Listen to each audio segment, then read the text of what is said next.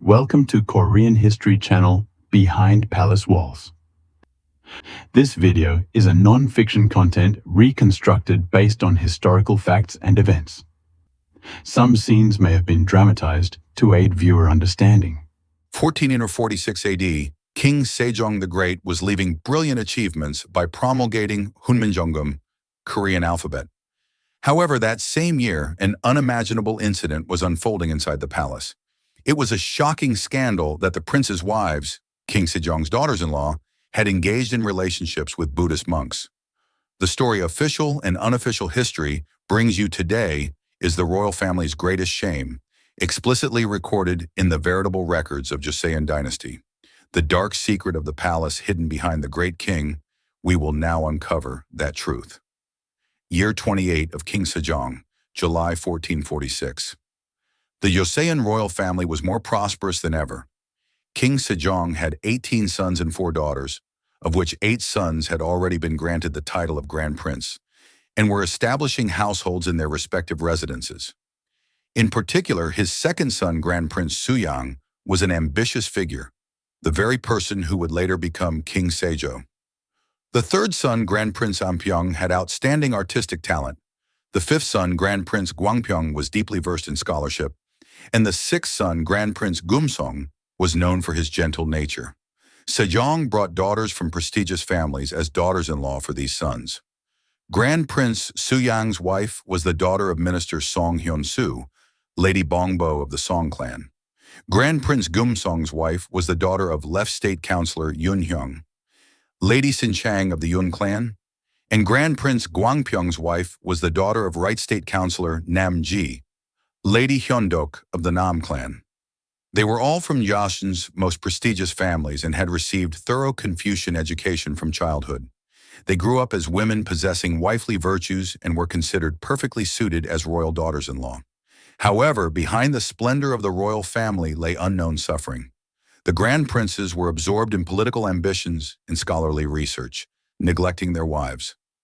Particularly, Grand Prince Suyang's desire for power and Grand Prince Gwangpyeong's immersion in books created distant marital relationships. The palace women were trapped within high walls. They could neither go outside nor freely meet people.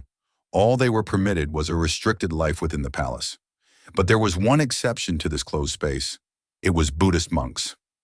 Although Joseon was a Confucian state, Buddhist ceremonies were still practiced in the royal family.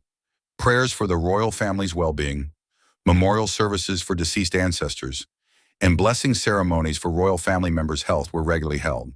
To officiate these ceremonies, monks could freely enter and exit the palace. Especially at Grand Prince's residences, monks' visits were frequent as personal donations and prayer requests were common. In the 7th month of the 28th year of King Sejong, an anonymous tip reached the Royal Investigation Bureau. The content stated that there were inappropriate relationships between wives and monks at several Grand Prince's residences. Initially, it was dismissed as unbelievable rumor. However, the Royal Investigation Bureau began a secret investigation under royal command, and soon shocking facts began to emerge. The rumor was true. The first to be revealed was the case of Lady Bongbo of the Song clan, Grand Prince Suyang's wife. According to the Royal Investigation Bureau's findings, Lady Bongbo had engaged in an inappropriate relationship with monk Sinmi, who frequented Grand Prince Suyang's residence. Sinmi was a high-ranking monk trusted by the royal family at the time, deeply versed in Buddhist scriptures and favored by King Sejong. According to Veritable Records, their relationship was not a simple one-time affair. They met secretly on multiple occasions, and Sinmi even gave gifts to Lady Bongbo. Grand Prince Suyang was shocked upon learning this fact.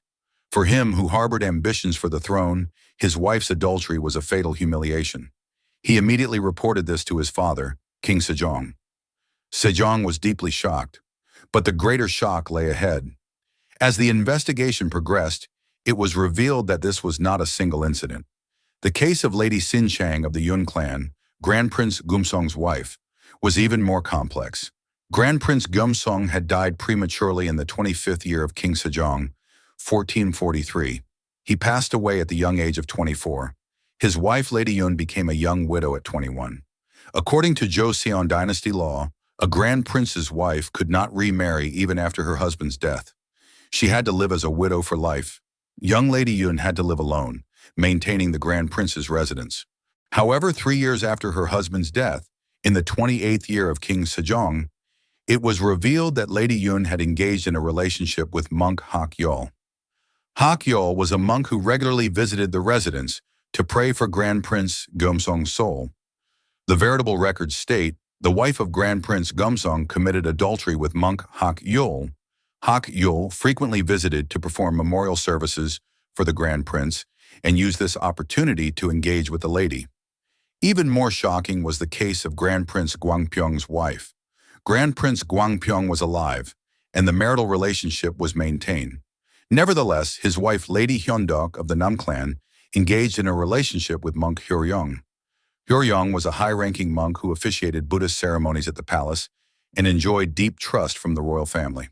He regularly held Buddhist services at Grand Prince Gwangpyeong's residence and grew close to Lady Nam during this process.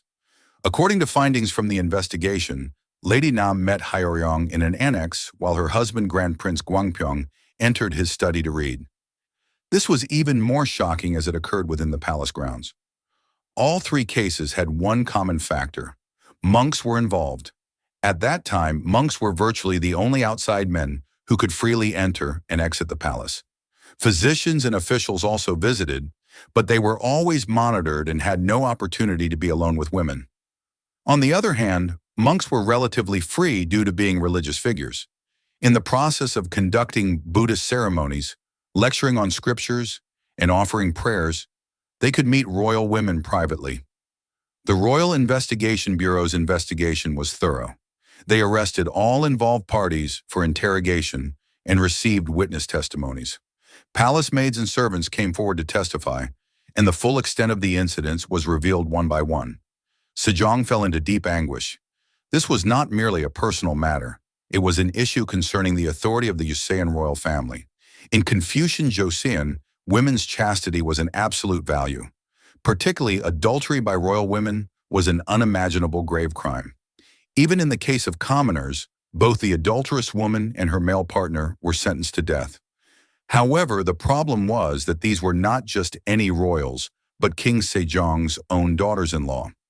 And the involved monks were high-ranking monks trusted by the royal family. Sejong summoned his ministers for a meeting.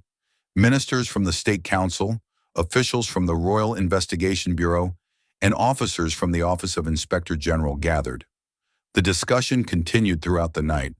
Some ministers argued for minimizing the incident for the royal family's dignity.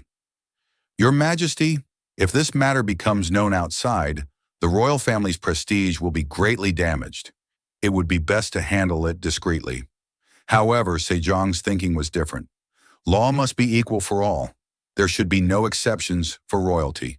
If we do not properly handle this matter, the authority of law will collapse. The Veritable Records of King Sejong, year 28, July entry states, His Majesty said, in enforcing the law, we cannot discriminate between noble and base. The royal family cannot be outside the law. Sejong made a firm decision. Handle it according to law, but proceed fairly. First, punishment for the monks was determined. All three monks, Sinmi, Hak-yeol, and Hyoryeong, were sentenced to death. According to the law of the time, those who committed adultery with royalty should be dismembered. However, Sejong, considering that they had once served the royal family, commuted the sentence to beheading. The Veritable Records state, monks Sinmi, Hak-yeol, and Hyoryeong were publicly executed at the marketplace, and their heads were displayed for 3 days to warn the people. Next was punishment for the daughters-in-law. This was an even more difficult matter. According to law, they too should be sentenced to death. But Sejong was troubled. Lady Bongbo Song was Grand Prince Suyang's wife. Grand Prince Suyang had already reported this fact to his father himself and declared he would sever ties with his wife. Sejong, instead of sentencing Song to death, demoted her to commoner status and expelled her from the palace. The Veritable Records state, Lady Bongbo Song was deposed and made a commoner and returned to her parents' home. Grand Prince Suyang reported that he would never accept her as his wife again. Song was expelled from the royal family and returned to her parents' home. However, her parents' family did not accept her either. Eventually, she was sent to a secluded mountain hermitage where she reportedly spent the rest of her life in penitence. The case of Lady Sinchang Grand Prince Geumseong's wife, was even more complex. Her husband was already dead, and she was a young widow. Some ministers argued for leniency. Your Majesty, Lady Sinchang became a widow at the young age of 21. Commanding her to live alone for life is too harsh. Please show mercy. However, Sejong was firm. Law should not show favoritism. That she was a widow cannot be a reason to lighten her crime. Lady Yeon was also demoted to commoner status and exiled. She was banished to Jeju Island and reportedly spent her entire life there. The Veritable Records contain only a brief record that she died of illness in exile. Grand Prince Gwangpyeong's wife, Lady Nam, received the strictest punishment. This was because she committed adultery even while her husband was alive. Sejong ordered poison for Lady Nam. Poison is given to Lady Nam, wife of Grand Prince Gwangpyeong. Her engaging with another man while her husband is alive is an unforgivable crime. Lady Nam received the poison and took her own life. She was 26 years old. Grand Prince Gwangpyeong fell into deep shock and after suffering illness for several years, passed away early. The incident did not end there. Sejong used this incident as an opportunity to comprehensively reform royal family institutions. First, monks' palace access was strictly restricted. Even when Buddhist ceremonies were necessary, several officials were required to be present, and monks were forbidden from meeting royal women alone. Second, management of Grand Prince's residences was strengthened. The number of eunuchs and palace maids was increased to strengthen the surveillance system, with regular reporting required. Third, special consideration was given to Grand Prince's wives who became young widows. They were allowed to return to their parents' homes to spend their remaining years, and if desired, were permitted to become Buddhist nuns. This incident caused great ripples in Joseon society. It was a case demonstrating that even the royal family was not exempt before the law. The people praised Sejong's fair law enforcement. King Sejong's daughters-in-law scandal was not merely a scandal. It was an incident that revealed structural problems faced by the early Joseon royal family. The era's contradiction of striving to be a Confucian state while Buddhism's influence remained strong, the system's limitations of demanding women's chastity while offering no alternatives to young widows, and the reality of royal women's closed and oppressive lives were all concentrated in this incident. Through this incident, Sejong upheld the fairness of law. He made no exceptions for royalty and handled matters according to law. This was a declaration that Joseon was a nation ruled by law. At the same time, Sejong also pursued institutional improvements. Rather than ending with mere punishment, he changed the system to prevent recurrence. After this incident, Buddhist ceremonies in the royal family gradually diminished, and monks' palace access was nearly prohibited. It became an opportunity for Joseon's complete transition to a Confucian state. The fate of the three daughters-in-law was tragic. They may have been sacrifices of their era. However, Sejong prioritized national law over personal feelings. That was the choice of a great king. This incident from the 28th year of King Sejong is recorded in detail in the Veritable Records of Joseon Dynasty. Despite being a shameful incident for the royal family, the historiographers of the Veritable Records recorded the facts as they were. This is the greatness of Joseon's historical records. Content unfavorable to those in power and royal scandals were transmitted to future generations without concealment. What can we learn from this incident today? Equality before the law, the importance of institutions, and the courage to record history as it is. History leaves us lessons in this way.